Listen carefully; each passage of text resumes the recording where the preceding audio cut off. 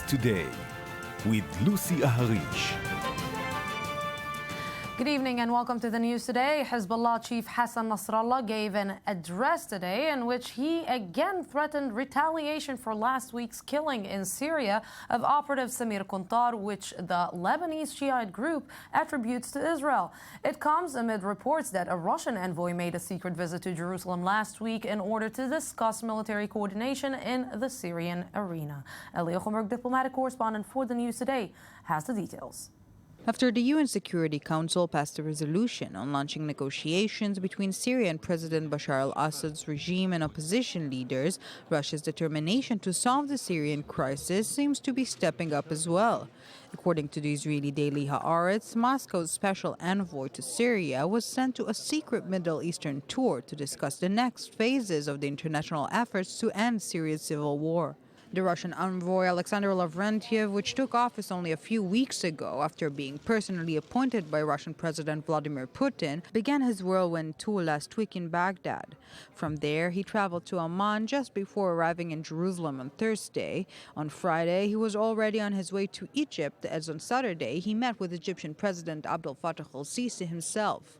His visit ends with meetings with senior United Arab Emirates officials in Abu Dhabi. The tour, however, did not include Saudi Arabia. According to Western diplomats cited in the report, the Russian envoy was originally planned to visit Riyadh as well, but a change in plans likely occurred due to the killing of Zahran al-Lush, the leader of the Jaish al-Islam organization, which is strongly supported by the Saudis, in an alleged Russian airstrike over the weekend.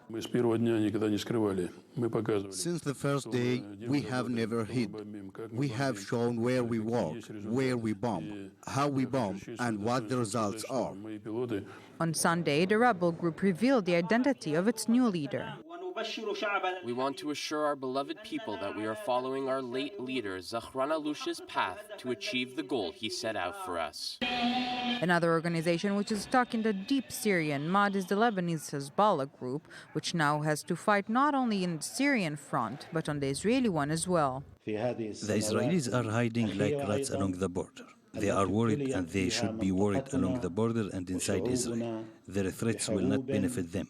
The retaliation to Samir assassinations will come. The animosity between Hezbollah and Israel was reignited last week following the killing of one of Hezbollah's top commanders in Damascus, Samir Kuntar, an assassination which was attributed to Israel. Now, according to the Kuwaiti daily Al-Qabas, international diplomats are engaged in intense efforts to convince Lebanese officials to prevent Hezbollah from launching a retaliatory attack against Israel. A European official quoted in the report said that foreign diplomats had warned the organization that Israel appeared to be well prepared to deal heavy blows to the group both in Lebanon and in Syria if it was to come under attack. And with me here in the studio is Ali Wakat, senior Middle East analyst. Good evening. And Paul Sleer, Israel bureau chief for Russia Today. Good evening. Thank you very much for joining me. Let's start with the killing of Zahran al-Lush. This was maybe, let's put it, Russia putting its point on the specific map, saying we are, let's say, putting a rule on what is happening. We are the one who are taking the law into our own hands, and we're demanding that this will go in our way and not in another way. And this is just a simple example. Lucy, I don't think it's that simple because the Russians haven't agreed to the fact that they actually carried out the strike. In fact, the Syrian government says they carried it out, and the Russians are sticking with that argument as well. Of course, there's a lot of analysis out there with people saying it would be in the Russian interest to have carried out this strike because he represented more than 50 militia groups who are part and parcel of the fight against the Syrian President Bashar al-Assad. And certainly there are people saying that exactly what you're pointing to is that this is Russia's message, if you like, that it's going to determine the future political map of Syria.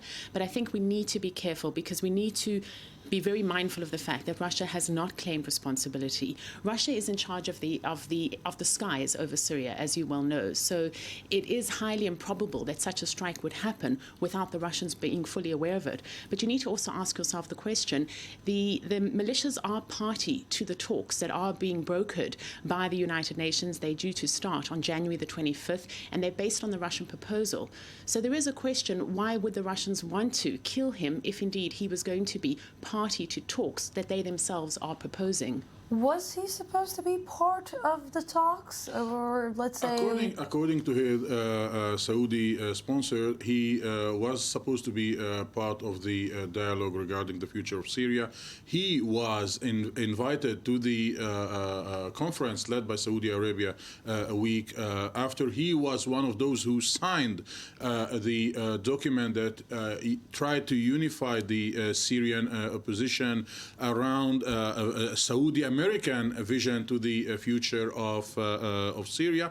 But Lucy, I think what happened 2 days ago is something very significant on the military level that can have also a political impact over how things will get developed in the Syrian arena, both on the diplomatical echelon and also on the military echelon. As Paula just said, Zahran Aloush was not responsible only for the Jaish al-Islam, for the Army of Islam. He was responsible for a very large coalition that was the troublemakers of the regime in the region of Damascus. Yeah, but when you heard let's say the troublemaker, when you heard such a specific point or such a strategic point in this, let's say, coalition that is going to take part or not take part in the future of Syria, what will happen then?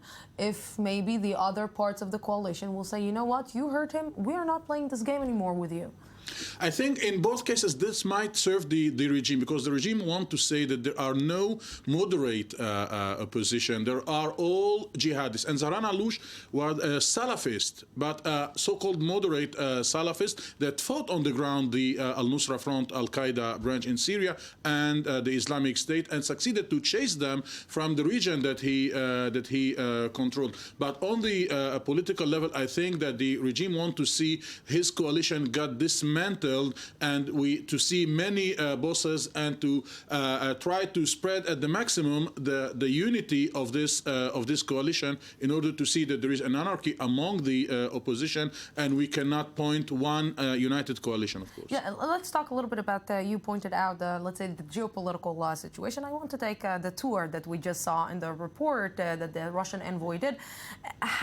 What is the purpose of this tour? Is to combine forces between Egypt, between Israel, between Abu Dhabi, between the Arab Emirates, to get to some kind of a solution, or a different solution than the one that they are trying to get with the United States?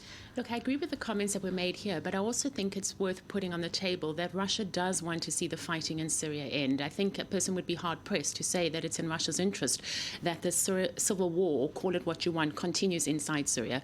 So what we understand is the main purpose of this tour, as you call it, is really to bolster support for these UN talks that are due to start next month.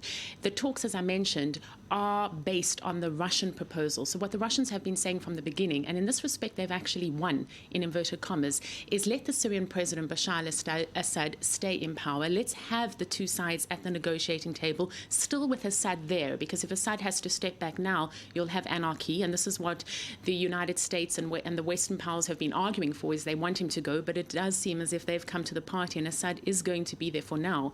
And once you've had the UN oversee this negotiating process, let's then have elections and see what the people of Syria want. So my short answer is that we understand that the purpose of these current talks that the Russians are conducting in the region is really to get support for the UN talks. Let them happen on the 25th of January, and please God, let's bring an end to this civil war in Syria. So let's put together what you said, and to put into the equation Hassan Nasrallah, that giving an address today, threatening again where he is in all the mess in the region, and what good comes out of the new threats that he put today.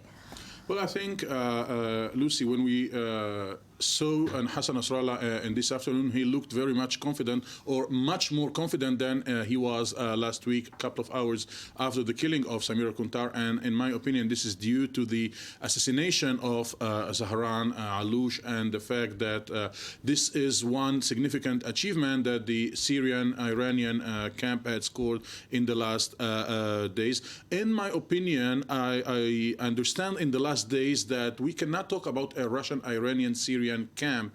Russia has its own agenda that doesn't go one-to-one with the Iranian Syrian regime and Hezbollah, of course, agenda. If they had the same agenda, Russia will be much more having a different position, much more firm vis-a-vis Israeli raids in the Syrian skies and against members of the Syrian regime like Samir Kuntar was. But what Hassan Nasrallah said today, it was very important. He said officially, beyond the talks and reports of intelligence services, there is a Syrian militia that's supposed to launch a separate front, to lead a separate front in the Golan Heights against Israel, and this has nothing to do with what is happening in Lebanon. Yeah, nothing to do with what Hassan Rouhani today said, that we need to change the image of Islam because we need to give something else to the world, or to show something else to the world. Nothing is connected to anything in the Middle East. Paula and Ali, thank you very much for this.